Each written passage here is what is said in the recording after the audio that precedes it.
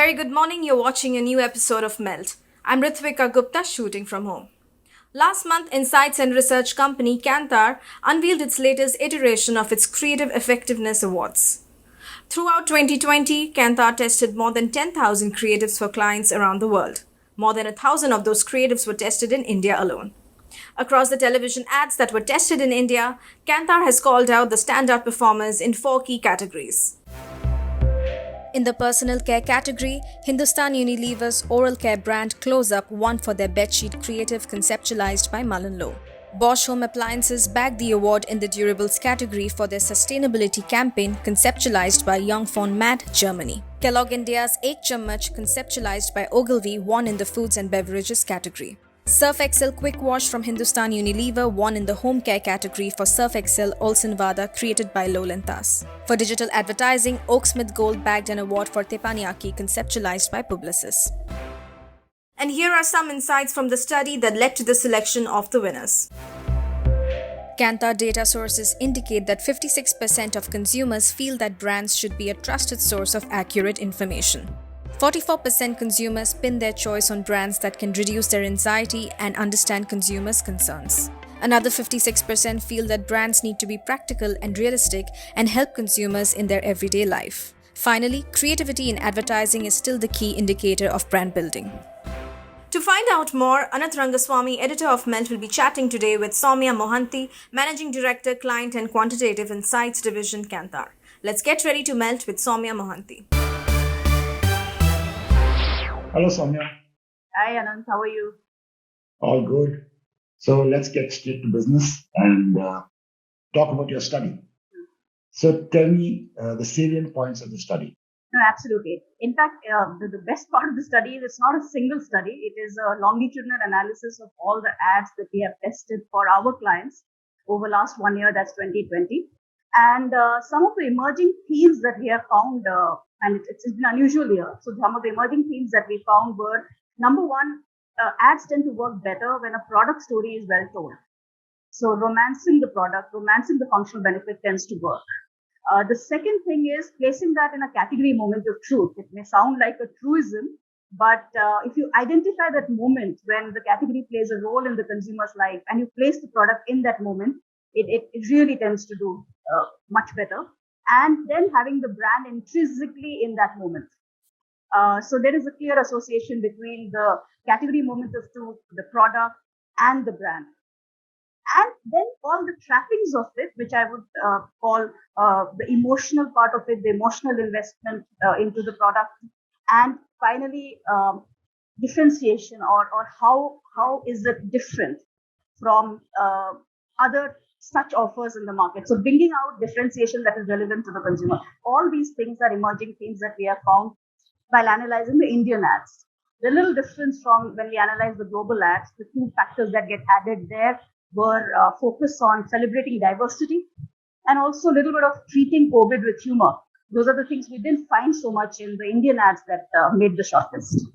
Right. Now, when I see the top 20 ads, there are no ads from India in the top 20. Could you share the top Indian ads just for academics? So we have launched the global study, which is the Kantar Creative Effectiveness Award globally. And then we have the India one, which we launched a couple of weeks back, which was the first time we ever did it. So the Indian top five, I would say, Anant, were two of them are from Unilever. One is for Close Up and one is the Surf Excel ad. Pretty consistent theme, in fact. That's another factor that really tends to work. And then there is the Kellogg's ad, where it's Ek Chammach or. It romances the product benefit very well. And then we have, in the digital category, we had Oaksmith ad, which brilliant visuals. So it's a risky ad, so you really cannot show the brand, but it evokes the brand to what it shows as craftsmanship. And there is finally a Bosch ad in the durables category, which is about sustainability, but again, sustainability shown through clear, relevant benefit for the consumer, whether it is energy saving or it is water saving. So it is real benefit for the consumer. These were the top five Indian ads. So let me provoke you when describing these ads. You got very excited talking about them, which is very non-research. It was subjective commentary as opposed to objective commentary. Fair. So tell me your reaction to that. Well, the choice of the ads was objective.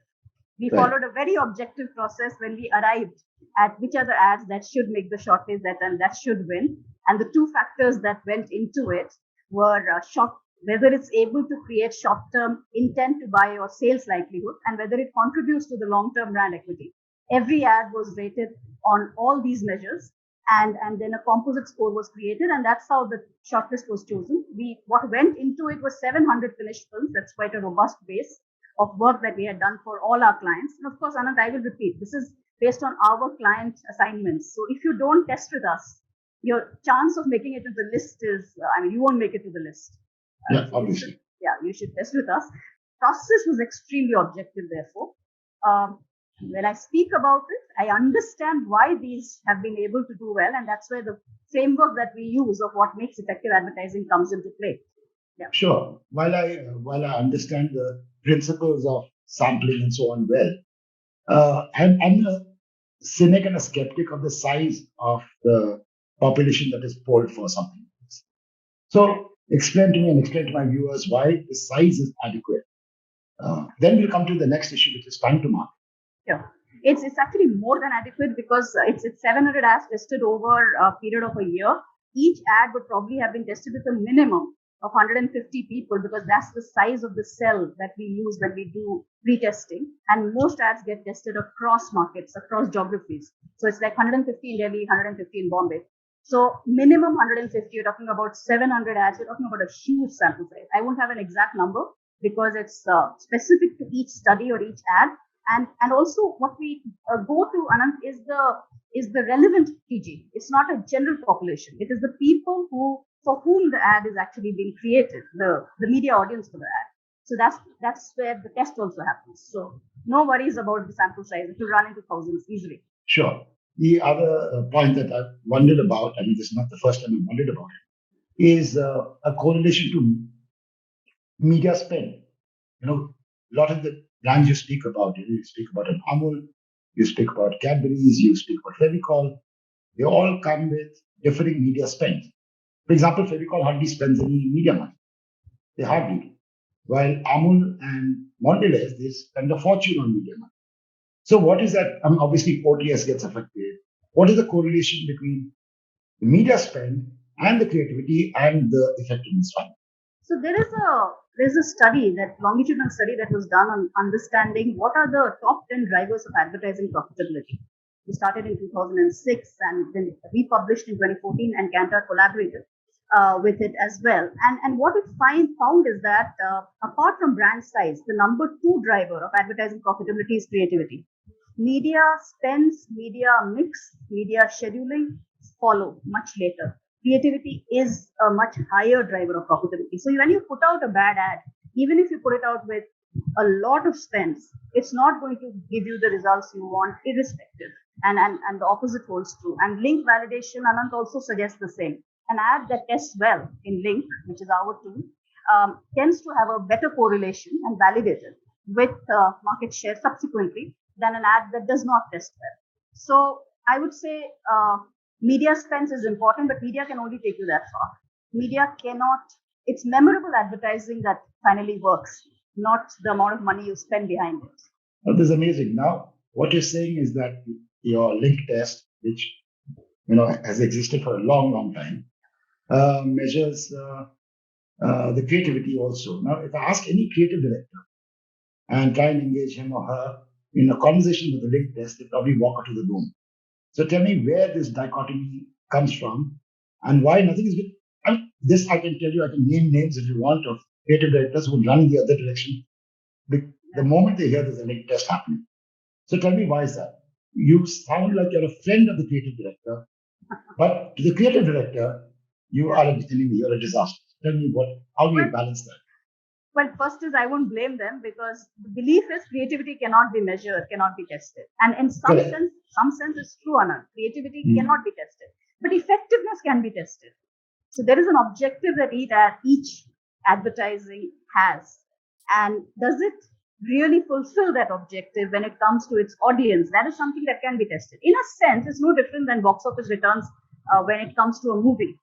So for an advertising, it has to deliver something. And we believe it has to deliver short-term sales. And on the long term, it needs to build your equity. Those are things that can be tested. And it's the consumer who is the jury for those. So as long as the creative directors understand what we are not trying to question is actually their creativity or what they believe is a good ad. What we are just trying to say is what you believe and what the consumer believes. Is there a gap there? And is there some way in which we can probably come to a common ground with that? That will help every stakeholder. And a colleague of mine says this, by the way, he is a great fan of understanding consumer response to advertising, and he keeps saying that a good piece of advertising should give joy to everyone: the stakeholders, the consumers, the advertiser who puts in money, everyone around, not just the person who creates the ad. Soumya, there's a new challenge now, which is the time to market that lots of brands have, a lot of marketers have. Sometimes they need to be in the market literally in minutes if it is very short form, social media communication and so on. But even TV commercial, which people use the link test for, you want to be in the market in 1 day, half a day, and so on and so forth. Lots of crazy things happening. While link test, if it's sent to you, you might come back with some changes required, which means sometimes a reshoot. Or sometimes the link test might say that the ad isn't working and please throw it in the dustbin. Both, you might not say it, the client might decide to throw it in the dustbin. So tell me, how do you correlate that reality with this form of research? Well, that's the reality, and that's the challenge we also face. In fact, Anant, what you are saying is exactly what the media reaction study that we did among advertisers, a survey among advertisers, showed that it's because of cost and time that a lot of creative, in fact, 50% of the creatives don't get tested, even among our own clients. But the answer to that is, I wouldn't want to plug in some of the offers that Kantar has, like Marketplace, which allow you to No, please faster. Plug. Okay, fair please enough. Plug. Fair enough. So we have offers like Marketplace, which will allow you to test faster. And test at a lower cost than what your traditional test will take. It's an automated insights platform. But even if you park that aside, it's the cost of going wrong. Whether it's pre-testing or any form of research, it's the cost of going wrong. Whether you want to go with your gut and go wrong, or you want to back it with data and science. And that's the trade-off that you have to make. And people make that trade-off.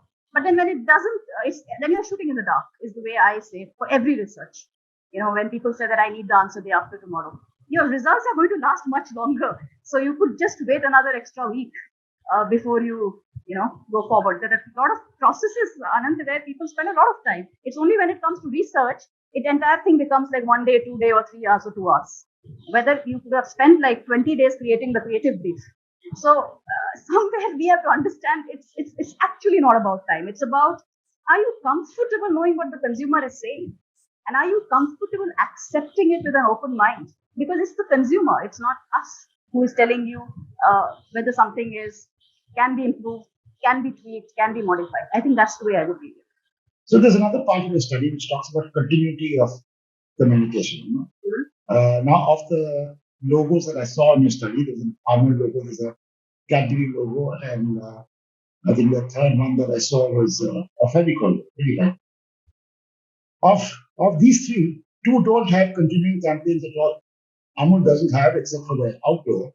On television, they don't do anything continuous. Fevicol hasn't done anything continuous at all ever. Mondelez, for some products, they've done some kind of continuity. So how does that stack up in the face of your study? I wouldn't say continuity of spends is important in a given media. No, I think continuity of the idea or the expression. Yeah, broadly consistency works. So if you look at Fevicol, there is a consistency in their tonality and what they are saying in most of their communication. What they say about that. And the same is true for Amul. That girl has continued. There is a continuity. The girl is not a TV character.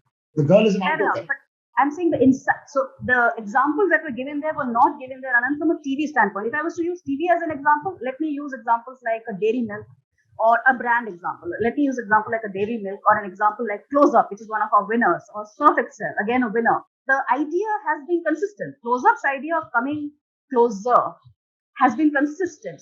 Surf's idea of Daag, Achhe hain, stains are good, and they have just changed the setting. So those tend to work because they remind the consumer what the brand stands for. But having said that, I'll repeat, it's not a magic formula, because Anant, if you transplant this into a telecom context, let's say, where the category is getting changed every day.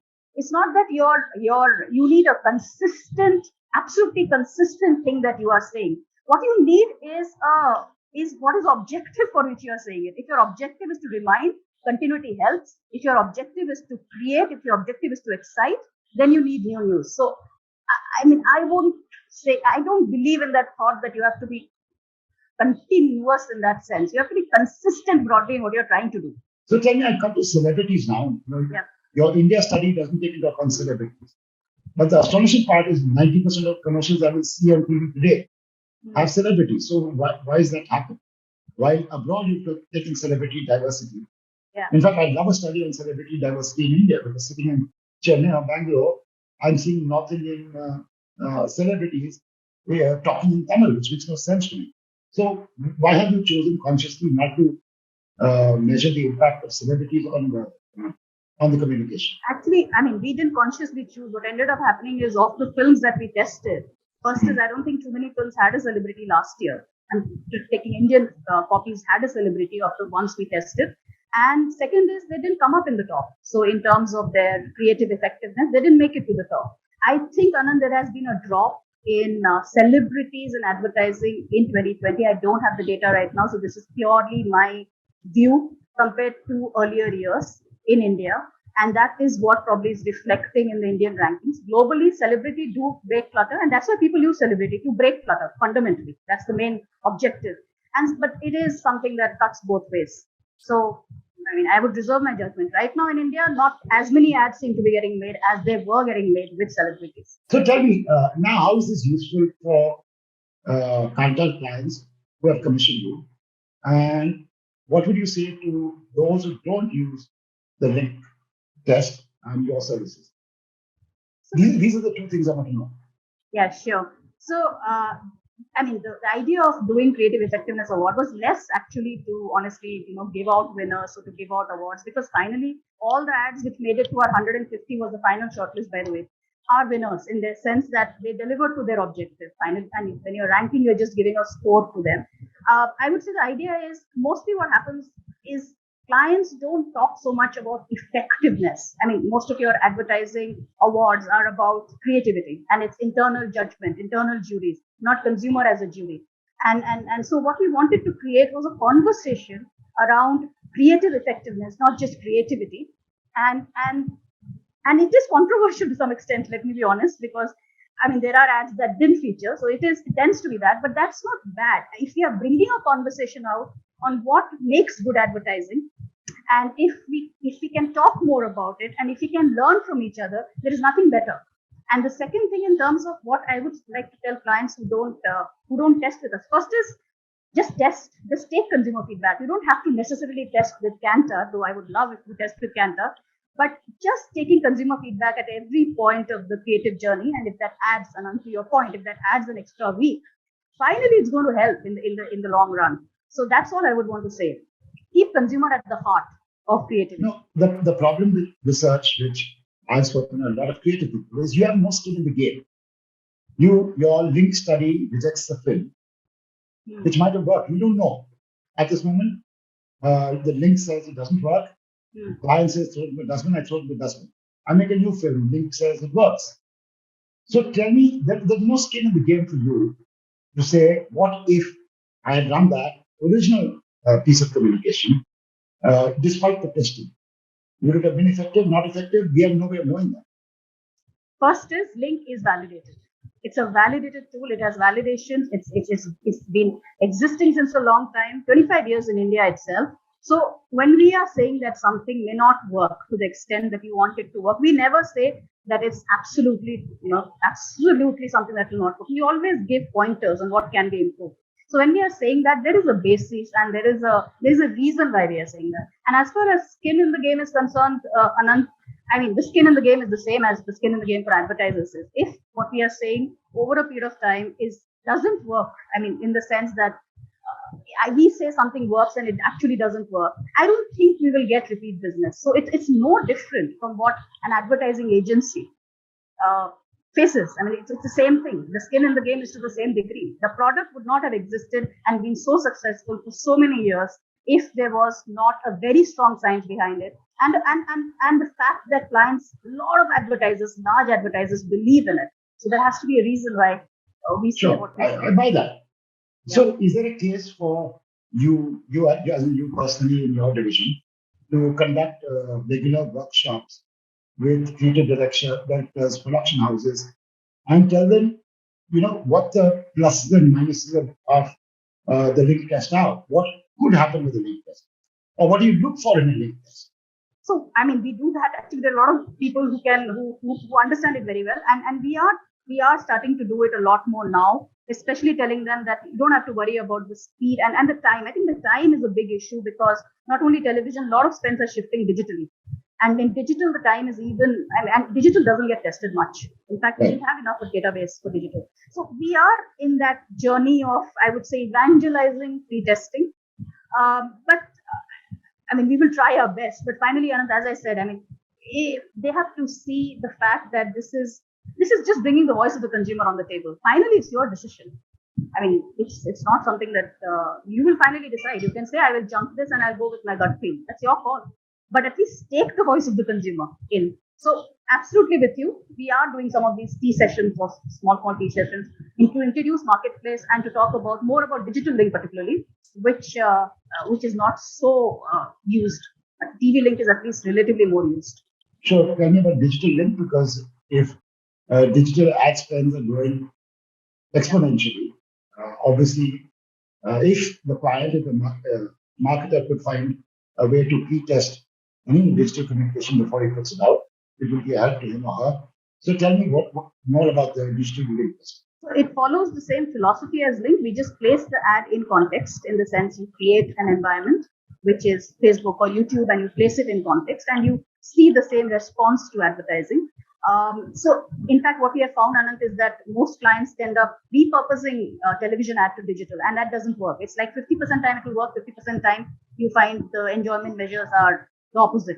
So that's what our data shows. So therefore, what we recommend is that you should sort of do what we digital link or in context testing before you launch. And it's actually through marketplace, it can be done very, very fast. I don't want to commit the time on the show, but we are trying to bring it faster and faster, as fast as possible. Globally, we are delivering it in 48 hours.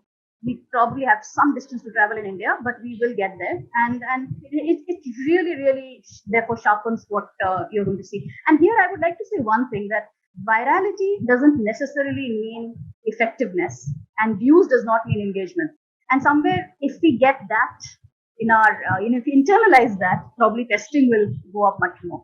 What can you do if what the marketer wants is exactly those two things? He says, create communication for me that goes viral. What do? You go back and say, what is the objective? How is the objective of communication cannot be to go viral. An objective of communication either has to, it can be to break clutter. And therefore you say, okay, fine, it'll go viral, it'll break clutter. But what about, there has to be a sales intention or a contribution to equity that the communication has to lead to. And I would say we have to go back and challenge the creative briefs. We have to say, please state, what do you want me to do? It cannot be to go viral. An objective of any content cannot just be virality. Any content, not just advertising. Fantastic. That's a great way to end this conversation. Thank you. And the achievement of a lot of the communication you have listed as your most effective also has gone viral. So that's an interesting sidebar. Thank you so much, Soumya. Thank you. And catch up soon. Absolutely. Thank you. And that's a wrap on this episode of Melt. You can follow us on social media. Our handle is Ready to Melt. And stay updated with all that's happening in the world of advertising and marketing with our daily Melt update on our website, readytomelt.com. I shall see you next week. Goodbye.